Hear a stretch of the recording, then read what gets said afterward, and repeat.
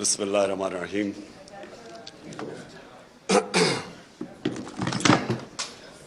ایاک نعبد و ایاک نستعین۔ میں سارے اسپیکرز کو بڑے رسپیکٹفلی آپ سب کو ایڈمائر کرنا چاہتا ہوں۔ میں ایڈمائر اس لیے کرنا چاہتا ہوں کہ میں سمجھتا ہوں کہ آپ جہاد لڑ رہے ہیں۔ جہاد کی ڈیفینیشن کیا ہے؟ ظلم کا مقابلہ کرنا، ناانصافی کے سامنے اپنی آواز بلند کرنا۔ جو ساری انسانی تاریخ آپ اٹھا کے پڑھ لیں تو اس میں ہمیشہ قوموں کی زندگی میں وہ دور آتے ہیں جب انسانوں کو کنٹرول کرنے کی کوشش کی جاتی ہے۔ یہ جس کو ہم ڈکٹیٹرشپس کہتے ہیں، فیشزم کہتے ہیں، بادشاہت، یہ ساری جو آپ انسانی تاریخ دیکھیں تو کوشش یہ ہوتی ہے کہ انسانوں کو، جو اوپر بیٹھا ہوتا ہے بادشاہ یا ڈکٹیٹر، اس کی کوشش ہوتی ہے کہ انسان کی سوچ کو کنٹرول کر لے، اس کے اوپینینز کو کنٹرول کر لے، معاشرے کو کنٹرول کر لے۔ اور وہ کنٹرول کیوں چاہتا ہے؟ وہ معاشرے کی بہتری کے لیے نہیں چاہتا، وہ خود پوری پاور چاہتا ہے کہ وہ انسانوں کے اوپر راج کرے، بلکہ ایک چھوٹا خدا بننا چاہتا ہے، زمین کے اوپر ایک خدا بننا چاہتا ہے۔ اور انسانی تاریخ میں یہ بھی چیز ہے کہ زیادہ تر وہ معاشرے اوپر گئے ہیں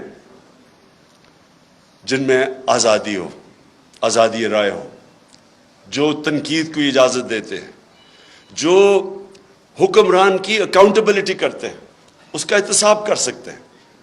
اور یہ اگر آپ اسلام کی تاریخ پہلے دیکھ لیں، میں سب سے پہلے تو سے شروع کرتا ہوں کہ ریاست مدینہ کے اندر دو انسیڈنسز ہیں۔ ایک کہ حضرت علی رضی اللہ تعالیٰ ایک یہودی شہری سے کیس ہار جاتے ہیں کیونکہ قاضی ان کی گواہی قبول نہیں کرتا۔ سو اس سے دو چیزیں سامنے آتی ہیں۔ ایک تو مائنورٹیز، اقلیت کی کیا پوزیشن تھی اسلام میں؟ برابر کے شہری تھے۔ اور دوسری یہ کہ عام شہری بھی خلیفہ وقت کے سامنے کھڑا ہو سکتا ہے اور کیس جیت سکتا ہے۔ یہ آج بھی دنیا کے اندر، آپ اگر کہیں بھی دنیا کے کوئی بھی ملک لے لیں، آج بھی یہ نہیں پاسبل۔ سو وہ ایک آزاد معاشرے کے اندر ایک قوم اٹھی تھی۔ اور میں اس لیے لوگوں کو بار بار، کیونکہ بڑی بدقسمتی ہے ہمارے، میں جب ایچ ایس این کالج، میرے ماں باپ نے اتنا پیسہ خرچ کیا، میں جب وہاں سے نکلا تو مجھے اپنی تاریخ کا کوئی آئیڈیا نہیں تھا، مجھے اسلام کی تاریخ کا آئیڈیا نہیں تھا۔ وہ آہستہ آہستہ میری زندگی میں اپنے تجربے سے میں پھر اپنی زندگی ہمیشہ ایویلیویٹ کرتا رہتا ہوں، اپنی تنقید کرتا ہوں، اپنے آپ کو کوشش کرتا ہوں کہ اپنی غلطیوں سے سیکھوں۔ تو میں نے جب دو معاشرے، برطانیہ جدھر میں نے 20 سال گرمیاں گزاری اور پاکستان، تو میں دونوں معاشروں کو جب اینالائز کرتا رہتا تھا تو میں خود کئی چیزوں کے اوپر کئی نتیجوں میں پہنچا۔ تو وہ جو دور تھا 622 سے لے کے 632 تک، جب ہمارے نبی صلی اللہ علیہ وسلم مدینہ میں آئے اور پھر دنیا سے گئے، اس کے اندر انہوں نے انسانوں کو آزاد کر دیا۔ یہ دیکھیں، یہ جو آزادی صحافت ہے نا، جو فریڈم آف ایکسپریشن ہے، اس سے بڑی یہ ایک حصہ ہے انسان کو آزاد کرنے کا۔ کیونکہ انسان کو ذہنی طور پہ جب آزاد ہوتا ہے تو وہی قومیں اوپر جاتی ہیں، وہ انسان بڑے کام کرتے ہیں، غلام کبھی بڑے کام نہیں کر سکتے۔ اس لیے علامہ اقبال، جو علامہ اقبال کی آپ شاعری پڑھیں تو وہ غلام مسلمانوں کو جگانے کی کوشش کر رہے تھے، خودی کو اور خودداری کو، جو ان کے کانسیپٹس تھے، وہ لوگوں کو جگا رہے تھے۔ کیونکہ غلامی جو سب سے بری ایک انسان کے اندر چیز کرتی ہے، اس کے اندر احساس کمتری ڈال دیتی ہے۔ مجھے تو بڑی اچھی طرح، ہم جب ایاز امیر کی طرح، ہم بھی پہلی جنریشن ہیں جو پاکستان میں بڑے ہوئے، آپ کو صرف میں غلامی بتاتا ہوں کہ یہ کیا ظلم کرتی ہے ایک انسان کے اوپر، اس کے پوٹینشیل کو کیسے ختم کرتی ہے۔ جمخانہ کلب ہوتا تھا، پنجاب کلب، سندھ کلب، آزاد ہوئے ہم 47 میں، 74 تک سندھ کلب کے اندر آپ پاکستانی کپڑے پہن کے نہیں جا سکتے تھے, آپ کو سوٹ پہننا پڑتا تھا 74 تک. اور خیر سارے انگریزی بولتے تھے جس طرح کہ, اور میں نے بتایا اردو جب بولتے تھے تو بلاول کی طرح بولتے تھے, بارش آٹا اپنے وہ جب ویٹر سے بولتے تھے تو کہ ہم شرم آتی تھی اپنے آپ سے. سو یہ غلامی ایک انسان کے ذہن کو ادھر رکھ دیتی ہے کہ وہ اچھا غلام ہی بن سکتا ہے, ہم اچھے سوٹ ہی پہن سکتے ہیں, ہم اچھی انگریزی بول سکتے ہیں. لیکن جو ایکسپلوژن ہوئی تھی مسلمانوں کی, جب ہمارے دنیا کے سب سے عظیم لیڈر نے انسانوں کو ذہنی طور پہ فکری آزادی دی تھی, تو انہوں نے ہر چیز میں دنیا کی امامت کی تھی. سب 200-300 سال تک سارے سائنٹسٹ پاکستان مسلمان تھے. تو وہ جو میری کوشش ہے کہ یہ جو میں حقیقی آزادی کی بات کرتا ہوں, تو میں یہ چاہتا ہوں کہ میری قوم آزاد ہو, اور صرف آزاد قوم اوپر جائے گی. لیکن وہ قوم تب تک آزاد نہیں ہو سکتی جب تک پہلے تو ہم اپنے معاشرے کے اندر یہ جو آزادی رائے اس کو انڈرسٹینڈ کریں. مجھے کہتے ہیں لوگ کہ جی آپ کے دور پہ تھے تو آپ نے پتہ نہیں کوئی سختیاں کی. پہلے تو میں یقین آپ کو دلاتا ہوں, میں نے کبھی مجھے آزاد میڈیا سے خوف نہیں ہوا. نہیں, اس کی وجہ آپ ڈرتے تب ہیں, کیوں ڈکٹیٹرز ڈرتے ہیں, یا کیوں جب بھی کوئی آپ دیکھ لینا مڈل ایسٹ کے اندر جو بادشاہ تھا وہاں کوئی آزادی رائے نہیں ہے. کیوں ہے؟ کیونکہ وہ کنٹرول چاہتے ہیں لوگوں کا. کرپٹ پولیٹیشنز, نواز شریف نے, مجھے ابھی بھی یاد ہے 97-98 میں ہوگا کہ وہ نجم سیٹھی کو اس نے تنقید کی اس کی کرپشن پہ, اس نے اس کو بند کر کے 3 دن مار پڑوائی. اور میں افسوس کرنے گیا تو ابھی یہ عمران ریاض بات کر رہا تھا, وہاں یہ نہیں انہوں نے کہا کہ مجھے بڑی پاکستانیوں سے کال آئی جب نجم سیٹھی کو اس نے مار پڑوائی نواز شریف نے, اس نے کہا مجھے اسٹروپ ٹالبوٹ سے کال آئی ہے, امریکہ سے کال آئی ہے کہ جی بڑا ظلم ہو گیا. کیوں یہ ان کو خطرہ ہوتا ہے؟ کیونکہ انہوں نے کرپشن کی ہوتی ہے. جب کرپشن کی ہوتی ہے تو ان کو کنٹرول کرنا ہوتا ہے, اور یا پھر تم نے قانون توڑنے ہوتے ہیں. مجھے ایک ایشو ہوتا تھا. دیکھیں, آزادی رائے کا مطلب یہ نہیں کہ آپ لوگوں کی توہین کریں, سلانڈر کریں. اب میں کیونکہ انگلینڈ میں نے کیس لڑا ہوا ہے عدالت کے اندر ڈیفامیشن کا, تو وہاں تو اگر آزادی رائے ہے تو ساتھ پورا یہ بھی آپ کو چیک اور بیلنس ہے. آپ ہر کچھ کسی کی پگڑی نہیں اچھال سکتے, تو لوگوں کو موقع ملتا ہے کہ عدالت میں جا کے اپنی عزت بحال کرے یا ڈیفامیشن کے کیس کرے. بدقسمتی سے میں پرائم منسٹر تھا, میرے اوپر اسی نجم سیٹھی نے کوئی بڑی غلط باتیں رکھی, میں اس کو عدالت میں لے گیا. میرے دور میں تو وہ کیس لگا ہی نہیں. تو پرائم منسٹر کو ہی اگر انصاف نہیں ملتا تو بیچارے عام لوگوں کو کیا ملنا ہے. سو جب آپ کے پاس آزادی آتی ہے اس کے ساتھ ذمہ داری بھی آتی ہے. میں نے جتنا ٹائم برطانیہ میں گزارا اس کے ساتھ ذمہ داری ہوتی ہے آزادی کے ساتھ. اب میں دوسری چیز پہ آتا ہوں, پاکستان میں کیا ہو رہا ہے. میں نے ابھی ایاز امیر نے بڑی ڈیٹیلز میں اس چیز کے اوپر بات کی. میں اپنی ذرا ایوولوشن بتاتا ہوں کہ ہم جب 90s کے اندر تماشا دیکھ رہے تھے, دونوں پارٹیز آئیں, 2 دفعہ کرپشن میں دونوں کو نکالا گیا, تو تب ہمارے ان دونوں پارٹیز کو دیکھ کے میرے بھی ذہن میں آیا کہ شاید کم کرپشن ہوگی کہ اگر ملٹری اس سے بہتر ہوگی. یہ ہم نے وہاں کی سوچنا شروع کر دیا کہ اس سے بہتر تو ہے. وہ ضیاء کے زمانے میں گروتھ ریٹ بھی زیادہ تھی, اکانومی بھی آگے تھی, لگ رہا تھا. تب وہ اور چیز ہے کہ تنقید نہیں تھی تو اس کے کئی چیزیں پتہ ہی نہیں چلتی تھی. تو ہم نے بھی یہ سوچنا شروع کیا, کیونکہ انہوں نے جو دونوں دفعہ کرپشن میں گئی, ان کے اوپر پورے دونوں نے ایک دوسرے کے اوپر جو کیسز بنائے کرپشن کے, کوئی سر مال تھا, کوئی ہدایبہ پیپر مل تھی.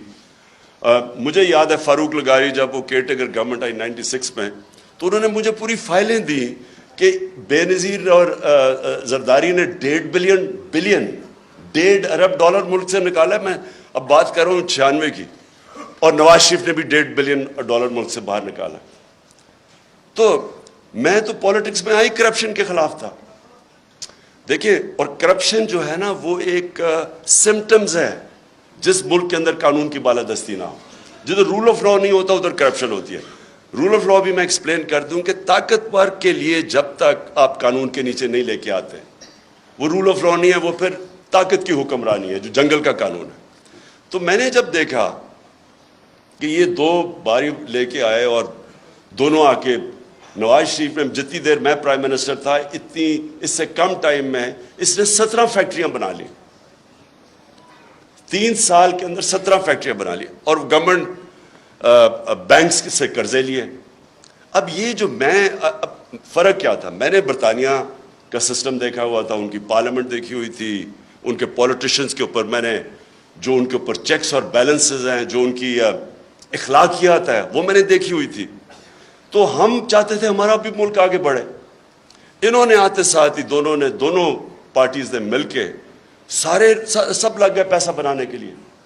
تو میں آیا تھا کرپشن کے خلاف, اور آپ جب مشرف کا دور آیا تو مجھے یاد ہے جنرل امجد نے فائلیں دکھائی ان کی چوری کے اوپر, بتایا کہ انہوں نے کتنی کرپشن کی ہوئی ہے.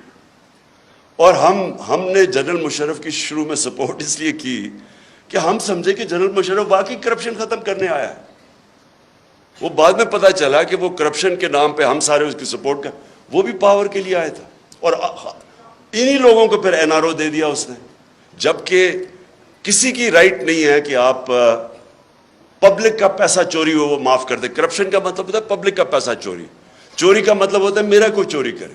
کرپشن ہے جو عوام کا پیسہ چوری کرے, تو اس کے پاس تو رائٹ ہی نہیں تھا کہ ان کی چوری معاف کرنا.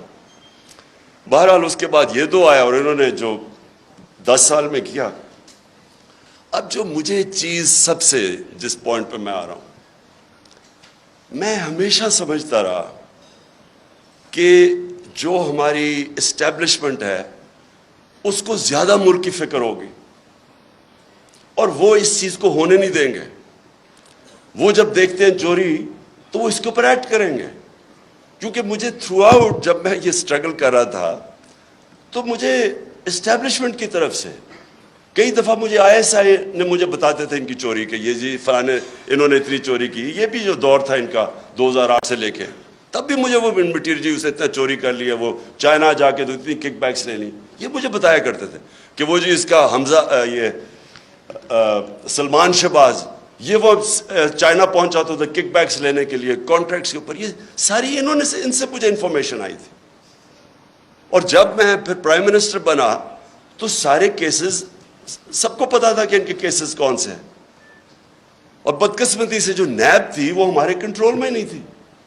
تو مجھے تب بھی سمجھنا ہے کہ کیسز سارے میچور ہیں, کیوں نہیں پکڑے جا رہے ہیں. تو بعد میں پتہ چلا کسی کا شفقت کا ہاتھ تھا, وہ کبھی ایکسیلیٹر دبا دیتے تھے پھر کبھی واپس آ جاتا تھا. ہم جناب دیکھ رہے ہیں تماشا, گالیاں ہمیں پڑ رہی ہیں کہ جی آپ نے وہ کسی کو نیب میں لے کے جاتے تھے تو مجھے گالیاں نکال کے اندر جاتے ہوئے بھی باہر نکلتے ہوئے بھی. لیکن ہمارا ہاتھ میں, میرے ہاتھ میں نیب کدھر تھی. میں تو کہا اگر میرے ہاتھ میں نیب ہوتی تو یہ بڑے آرام سے کم از کم 15-20 لوگوں سے ہم اربوں روپیہ نکال لیتے ان کو جیلوں میں ڈال کے. اچھا اب جناب یہ اپریل میں جو ہوا, میں جو میرے ذہن میں جو شوق ہے, چلیں ہم یہ نہیں کسی کو اکیوز کرتے کہ وہ ایک سازش کا حصہ تھی, لیکن میں یہ سوال پوچھتا ہوں اسٹیبلشمنٹ سے کہ آپ نے ان لوگوں کو کیسے ہمارے ملک کے اوپر مسلط ہونے دیا جبکہ آپ خود ہی بتاتے تھے کہ ان کی کتنی چوری ہے. اس کا تو یہ مطلب کہ چوری آپ کے لیے بری چیز نہیں ہے. اور میں اس لیے ایک ملک میں یہ اپنے دور میں نے شروع کر دیا تھا رحمت للعالمین اتھارٹی بنا کے سیرت نبی اپنے بچوں کو پڑھائیں, کیونکہ جو امر بالمعروف ہے وہ ایک معاشرے کا کارنر سٹون ہوتا ہے. ایک معاشرہ جب اچھائی کے ساتھ کھڑا ہوتا ہے اور برائی کے خلاف کھڑا ہوتا ہے تو معاشرہ فائٹ کرتا ہے برائی, کرپشن کو معاشرہ فائٹ کرتا ہے. لیکن جب آپ برائی کو برائی نہ سمجھیں, کرپشن بری چیز ہی نہیں ہے, چوری بری چیز نہیں ہے, تو محنت کون کرے گا آپ کے معاشرے میں؟ اگر آپ نے معاشرہ اپنا تباہ کرنا ہے, آپ کو کوئی ایٹم بم پھینکنے کی ضرورت نہیں ہے, صرف اخلاقیات ختم کر دیں, اچھے برے کی تمیز ختم کر دیں. مولانا رومی کی بڑی فیمس سینگ ہے, اب کسی نے پوچھا مولانا صاحب یہ قوم کیسے مرتی ہے, انہوں نے 2 درختوں کا بتایا، ایک بڑا خوشبودار اور ایک بڑا برا درخت. انہوں نے کہا جب ایک قوم ان کے اندر فرق کرنا ختم کر دیتی ہے، اچھے برے کی تمیز ختم کرتی ہے، قوم مر جاتی. اس لیے ہی جو مدینہ کی ریاست تھی وہ امر بالمعروف پہ کھڑی ہوئی تھی. سارے معاشرے کو حکم کیا گیا تھا کہ آپ نے برائی کے خلاف کھڑے ہونا ہے. اب میں نے انگلینڈ کے اندر یہ دیکھا ہے، میں امر بالمعروف پہ وہ چل رہے ہیں. آپ کو میں بتاؤں کہ ان کا ایک بہت بڑا نام تھا لارڈ جیفری آرچر. بڑا مارگریٹ تھیچر کا رائٹ ہینڈ، ان کی پرائم منسٹر کا رائٹ ہینڈ آدمی تھا. جب ان کی ساری سوشل کیلنڈر کے اوپر وہ تھا، اس کی ہمیشہ اس کی اخباروں میں اس کی موومنٹس آتی تھی. اس نے ایک عدالت کے اندر اس نے ایک جھوٹ بول دیا. کیس تھا ڈیفامیشن کا، اس نے جھوٹ بول دیا. آپ سوچیں کہ اتنا طاقتور آدمی، اس نے جھوٹ بولا، 3 سال جیل ڈالا اسے. اور جب وہ جیل سے باہر نکلا، کسی گھر کوئی اسے انوائٹ نہیں کرتا تھا. وہ جو اتنا پاپولر آدمی تھا، اس کو کوئی انوائٹ نہیں کرتا تھا. عوام نے فیصلہ کیا کہ جناب اس نے غلطی کی ہے، اس نے اور کیا کیا، جھوٹ بولا. اب یہاں سوچے کہ لنڈن تو تھوڑے، پاکستان بھی میں میری کوئی پراپرٹی نہیں ہے، اور اس کے اوپر پھول پھینکے جا رہے ہیں. وہ جا کے ادھر جا کے وہ دوسرا والا کہہ رہا ہے کہ یعنی قطری خط جو ایک اپنی اربوں روپے کی پراپرٹیز کے لیے ایویڈنس پریزنٹ کر دے اور اس کو کوئی فرق ہی نہ پڑے ملک میں. ایک برنی میڈوف ملٹی بلینر بن گیا امریکہ کے اندر. اس کے بعد اسے پتا چلا کہ جی برنی میڈوف نے جو پیسہ بنایا تھا وہ ایک پونزی اسکیم تھی، یعنی ایک فراڈ سے بنایا تھا. اس کے 2 بیٹے تھے اور بیوی، ان کو بھی نہیں پتا تھا. جیسے ہی پتا چلا ان کو کہ یہ فراڈ میں پکڑا گیا، جب اسے پکڑا، ایک بیٹے نے خودکشی کر لی، مطلب کہ میں معاشرے میں نہیں اب رہ سکتا. دوسرا بیٹا سولٹری، یعنی اپنے آپ کو اس نے آئسولیٹ کر دیا اور 2 سال کے بعد مر گیا. بیوی نے طلاق دے دی، یعنی اس کی اپنی فیملی نے اس کو ڈس اون کر دیا. سنگاپور کے اندر 2 لی کوان یو جو سنگاپور کا بڑا اسٹیٹسمن تھا، 2 اس کے وزیروں میں جب کرپشن میں پکڑ گئے خودکشی کر لی. دیکھیں معاشرہ، جب معاشرہ کرائم فائٹ کرتا ہے تب کرائم آپ جیتتے ہیں.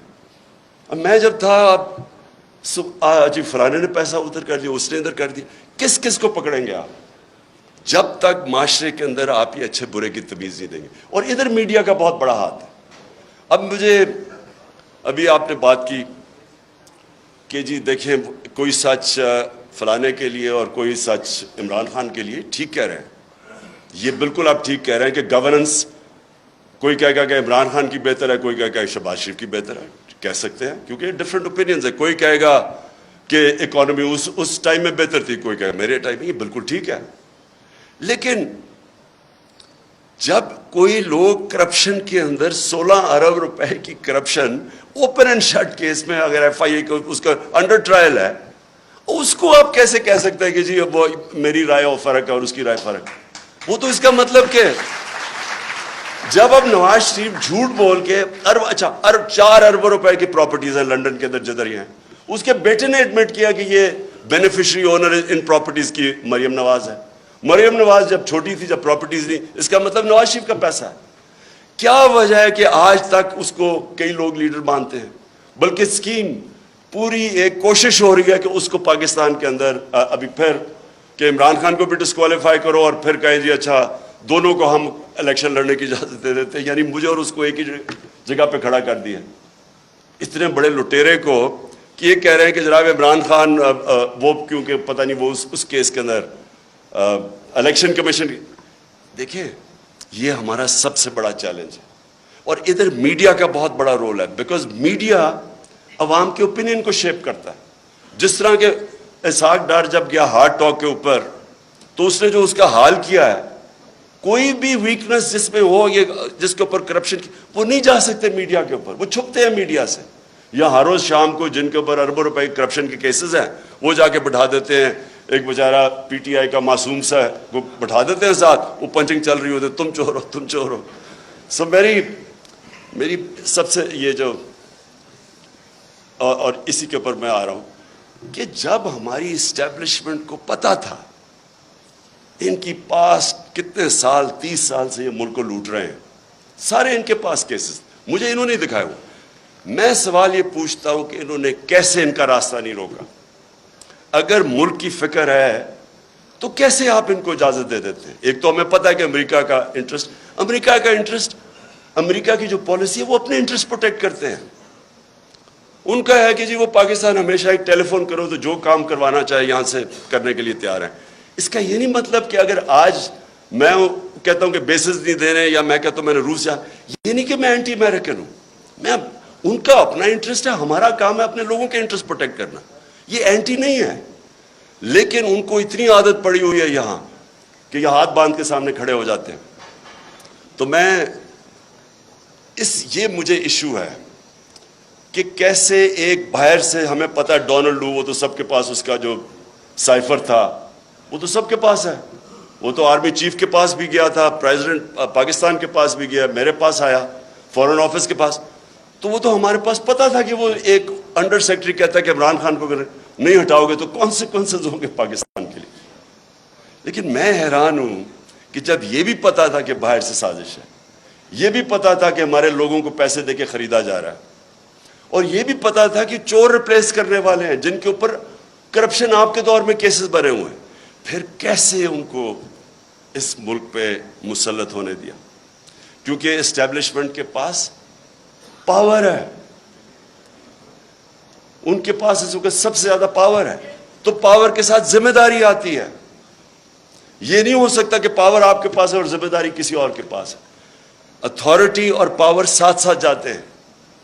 جب یہ اوپر آئے ہیں تو آپ جتنا مرضی کہیں ہم نیوٹرل ہیں, جو مرضی آپ کہیں ہم نیوٹرل ہیں, تاریخ کے اندر لوگ آپ کو بلیم کریں گے یہ جو ملک کے ساتھ کیا ہے. یہ جو اوپر آ کے اوپر بیٹھے ہیں,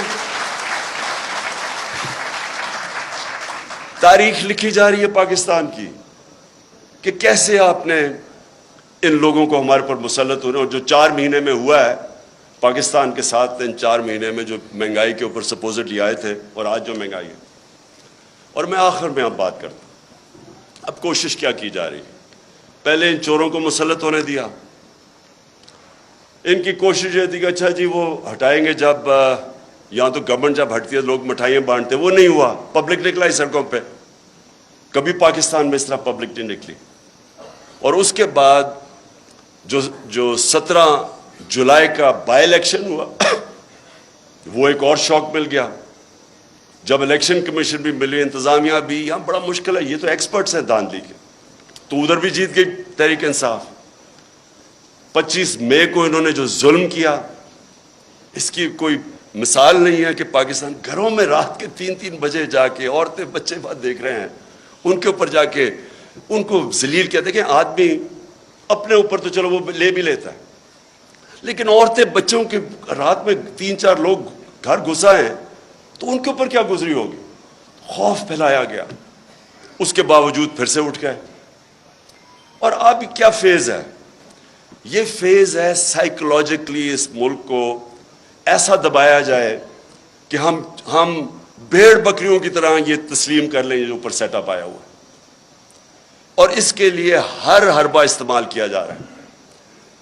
سوشل میڈیا کے لوگوں کو جس طرح اٹھایا جاتا ہے, کئیوں کو اٹھا کے پھر جس نے کوئی فوج کے خلاف ٹویٹ کی ہو اسے کہتے ہیں, اسے پہلے اٹھا لیتے ہیں, پھر کہتے ہیں اچھا یہ نہیں کہ میرے سے معافی مانگو, کہو کہ یہ عمران خان نے کہا میرے ان کے خلاف ٹویٹ کروا. ان سوشل میڈیا وہ بیچارے بچوں کو اٹھا رہے ہیں. یہاں میڈیا یہ سامنے میرے بیٹھے ہوئے ہیں, میں نے دیکھا کہ اعظم امیر نے بڑی کیئرفلی ایسے ورڈنگ کی کہ انشاءاللہ کپڑے اب نہیں پھٹیں گے اس باری. یہ ان کا فورن آفس کا ایکسپیرئنس ہے, ڈپلومیسی. اور سمیع ابراہیم, عمران ریاض, اور مجھے بڑا افسوس ہے کہ ارشد شریف. اب ارشد شریف جب سے میں وہ جانتا ہوں وہ ایک اپنی سوچ کا آدمی ہے, بہت ہی پیٹریوٹک, محب وطن پاکستانی ہے. وہ جو سمجھتا ہے کہ وہ ٹھیک لائن پہ ہے اس کو پڑ جاتا ہے, اور اس لیے اس کو لوگ دیکھتے ہیں کیونکہ ان کو پتہ ہے کہ وہ اس کا سٹانس کدھر ہے. اس جیسے آدمی کو دھمکیاں, گھر میں باہر گاڑیاں کھڑی, اس کو باہر جانا پڑا.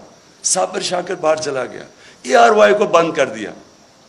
ARY کا کیا قصور تھا؟ اگر شہباز گل سے اگر ایک جملہ نکل ہی گیا ہے جو کہ اس کو نہیں کہنا چاہیے تھا, جس کو غلط پرسیو کر سکتے ہیں, اس کے اوپر ARY کو کیسے بند کر دیا؟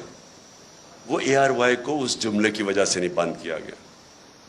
ایسی باتیں کہہ بیٹھے نواز شریف اور مریم اور یہ جو ایاز صادق اور فضل الرحمان کیسی باتیں کہہ گئے فوج کے خلاف. ان کے لیے کبھی ایسی چیز نہیں ہوئی. اس بیچارے سے جو کیا ہے, مجھے تو پہلے 2 دن تو ہمیں پتہ ہی نہیں تھا اس کا. جب ہمارا وکیل مل کے آیا مجھے تو تب پتہ چلا اس بیچارے سے کیا کیا. یعنی کتنا بڑا جرم ہوگا کہ ننگا کر کے اس کو ٹارچر کیا انہوں نے. یعنی ایک انسان کی ڈگنیٹی کہ اس کو پہلے آپ ننگا کریں, پھر اس کو بری طرح اتنی مارا اور انہوں نے اس کے سر کے اوپر بند کر کے پتہ نہیں کہیں پھرایا. مینٹلی اسے اتنا ٹارچر کیا کہ وہ بالکل بریک کر دیا اس کو. اور اسے کلوا کہہ رہے ہیں کہ جی یہ کہو کہ عمران خان نے یہ سینٹنس کہا تھا تمہیں یہ بولنے کا. اس کے پیچھے اس کو بند کیا ہوا, اور اس سے جو بیچارہ جو اسے حال کیا, مجھے تو یعنی میرے خیال میں کہ ہمارا معاشرہ ادھر گر رہا ہے, اللہ کرے کہ اس سے اور نیچے نہ جائے. مجھے تو شرم آتی ہے یہ کر کیا رہے ہیں, اور کر کیا رہے ہیں. وہ ان چوروں کو اوپر مسلط کرنے کے لیے ہمیں ایکسیپٹ کروا رہے ہیں ان کو. سب سے خوفناک چیز یہ ہے, اچھا کوئی بہت بڑا منصوبہ ہو, کوئی پاکستان کی بہتری ہو, چلے جی ہم یہ آپریشن بھی ٹالریٹ کر لیں. یہ چور جو 30 سال سے ملک کو پیسہ چوری کر رہے ہیں, 26 سال میں ان کے اگینسٹ جہاد کر رہا ہوں, ان کو ایکسیپٹ کروانے کے لیے میڈیا کا منہ بند, خوف پھیلا رہے ہیں, لوگوں کو ڈرا رہے ہیں, اور پھر آگے پلاننگ کر رہے ہیں کہ کسی طرح تحریک انصاف ٹوٹ جائے گی. ہمارے لوگوں کو کال کر رہے ہیں, ہمارے MNAs کو کال کر رہے ہیں, ہمارے سینئرز کو اپروچ کر رہے ہیں, خوف پھیلا رہے ہیں ان کے اندر. اور میں اس لیے آج ساری اپنی قوم کے سامنے کہنا چاہتا ہوں کہ دیکھیں یہ واقعی ایک پاکستان کا ڈیفائننگ مومنٹ ہے. میں پھر سے کہوں گا کہ آز امیر اور میں, ہماری وہ جنریشن ہے جو پاکستان کے ساتھ بڑی ہوئی ہے. میں نے کبھی اپنی قوم کے اندر یہ شعور نہیں دیکھا, ایسی بیداری نہیں دیکھی. فیملیز رات کے 12 بجے تک جلسے اٹینڈ کر رہی ہیں. میں جب انہوں نے جب 25 مئی کو یہاں ظلم کیا تو ہم بڑی وہ کنٹینر میں آہستہ آہستہ جب آ رہے تھے, صبح کے 6 بجے 7 بجے سڑکوں کے اوپر لوگ کھڑے ہوئے تھے, اور فیملیز اور بچے لوگوں نے اٹھائے ہوئے. یہ کوئی بھی, میں یہ چیلنج ان کو کرتا ہوں, آپ جو مرضی کر لیں, جتنا مرضی خوف پھیلا لیں, یہ جو اس وقت اس ملک میں بیداری ہے اور یہ جو قوم اٹھ رہی ہے, آپ کچھ بھی نہیں کر سکیں گے. آپ جو مرضی کر لیں, یہ قوم, یہ جو بیداری کا اور شعور کا جن ہے, یہ کبھی بوتل میں آپ واپس نہیں ڈال سکتے. اور جتنا آپ اس کے اوپر آپریشن کریں گے اور جتنا لوگوں کے اوپر ظلم کریں گے, اسے شہباز گل سے پوچھ رہے جی عمران خان کھاتا کیا ہے. پہلے تو اسے کہہ رہے ہیں کہ عمران خان کے خلاف سٹیٹمنٹ دو, پھر کہتے کھاتا کیا ہے. میں آپ سب کو بتانا چاہتا ہوں کہ یہ ایسے نہیں وہ پوچھ رہے کھاتا کیا ہے کہ ان کو میری ڈائٹ کی اتنی فکر نہیں ہے. 4 شہباز شریف کے جو گواہ تھے FIA کے 16 ارب کے کرپشن کیس کے اندر, 4 گواہ 2 مہینے کے اندر ہارٹ اٹیک سے مرے ہیں. ان کو کھانے کا ہی پتا تھا کہ وہ کھاتے کیا ہیں. اس کا جو انویسٹیگیٹر تھا ڈاکٹر رضوان FIA کا, وہ ہارٹ اٹیک سے مرا. جو دوسرا انویسٹیگیٹر تھا اس کو ہارٹ اٹیک ہوا لیکن بچ گیا. اور یہ کھاتے کیا ہیں پتا ہوتا ہے تو یہ پھر ان کو آگے پھر کیسے ان کو ٹھکانے لگاتے ہیں. تو میں یہ آخر میں اپنے نیوٹرلز کو پیغام دینا چاہتا ہوں. کیا آپ کو فکر ہے اس قوم کی؟ بالکل یاز امیر نے ٹھیک بات کی. آپ کو پتہ ہے ملک کدھر جا رہا ہے؟ کیا کسی ملک کی جو معیشت کا اس وقت حال ہے، کیا جب تک پولیٹیکل سٹیبلٹی نہیں آتی معیشت ریکور کر سکتی ہے؟ معیشت کیسے آپ کی ٹھیک ہوگی جب ایک ملک میں کسی کو واقعی نہیں پتا، مجھے نہیں پتا، کسی کو نہیں پتا کہ 1 مہینے 2 مہینے 3 مہینے میں کیا ہوگا. میں نے اگر آج معیشت اس طرح اوپر جاتی ہے، دولت میں اضافہ تب ہوتا ہے جب ملک میں انویسٹمنٹ ہوتی ہے، نوکریاں ملتی ہیں، ویلتھ کریشن ہوتی ہے. تو جو بھی انویسٹمنٹ کرتا ہے وہ پہلے دیکھتا ہے کہ آج اگر میں پیسہ انویسٹ کروں گا تو 3-6 مہینے 1 سال کے بعد اس کو سرٹنٹی چاہیے ہوتی ہے، اس کو سٹیبلٹی چاہیے ہوتی ہے اگر پیسہ اس نے انویسٹ کر رہا ہے. آج کون انویسٹ کرے گا؟ اور یہ اگر یہی آپ کا خیال ہے کہ بہت بڑی اچیومنٹ ہو گئی کہ جی وہ ابھی سعودی عربیہ سے پیسہ آ جائے گا اور ادھر سے آ جائے گا پیسہ یو اے ای سے یا چائنا نے، اس سے تو یہ تو کینسر کا علاج ڈسپلن سے کر رہے ہیں آپ. اگر ویلتھ کریشن ہی نہیں ہو رہی اور آپ قرضے لیتے جا رہے ہیں تو قرضے تو واپس کرنے ہیں آپ نے، تو ڈیٹ سروسنگ تو بڑھتی جا رہی ہے. ہم جب پہلا سال تھا تو جتنا ہم نے ٹیکس اکٹھا کیا آدھا ٹیکس چلا گیا ڈیٹ سروس، قرضوں پہ سود دینے پہ، تو سارے ملک کے لیے آدھا ٹیکس رہ گیا. سو اس لیے یہ کوئی حل ہے کہ آپ سمجھیں کہ تھوڑے قرضے آ گئے تو چلو تھوڑا اور ملک آگے چل جائے گا؟ حل اس کا یہ ہے پولیٹیکل سٹیبلٹی میں، اور پولیٹیکل سٹیبلٹی صرف آئے گی فری اینڈ فیئر الیکشن سے. اس کے